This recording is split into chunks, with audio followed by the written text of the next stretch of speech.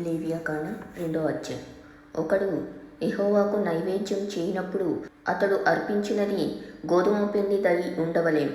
అతడు దాని మీద నూనె పోసి సాంబ్రాణి వేసి యాజకులకు అహరోను కుమారుల యొద్దకు దాన్ని తేవలెను.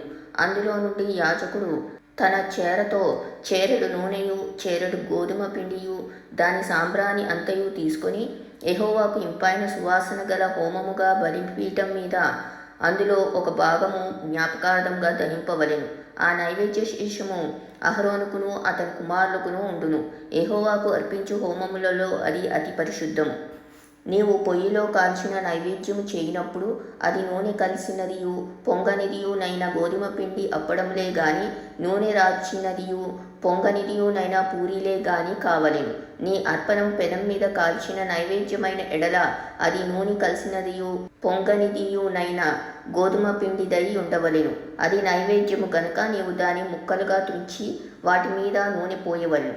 నీవు అర్పించున్నది కుండలో వండిన నైవేద్యమైన ఎడల నూనె కలిసిన గోధుమ పిండితో దాని చేయవలెను.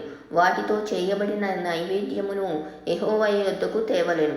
యాజకుని యొద్దకు దాన్ని తెచ్చిన తర్వాత అతడు బలిపీఠం దగ్గరకు దాన్ని తేవలెను. అప్పుడు యాజకుడు ఆ నైవేద్యంలో ఒక భాగమును జ్ఞాపకార్థముగా తీసి బలిపీఠం మీద యెహోవాకు ఇంపైన సువాసన గల హోమముగా దాన్ని దహింపవలెను.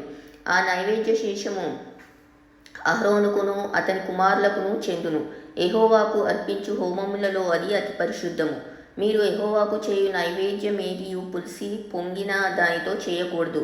ఏలే అనగా పులిసినదైనను తేనె అయినను యెహోవాకు హోమముగా దహింపవలదు.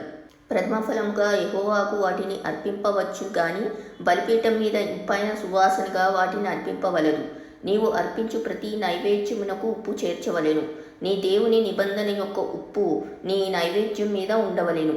నీ అర్పణములన్నిటితోనూ ఉప్పు అర్పింపవలెను.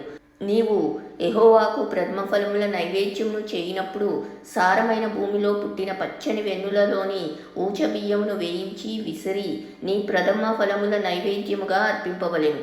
అది నైవేద్య రూపమైనది.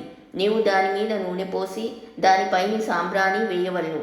అందులో జ్ఞాపకార్థమైన భాగమును అనగా విసిరిన ధాన్యంలో కొంతయు నూనెలో కొంతయు దాని సాంబ్రాణి అంతయు యాజకులు దహింపవలెను. అది యెహోవాకు హోమము.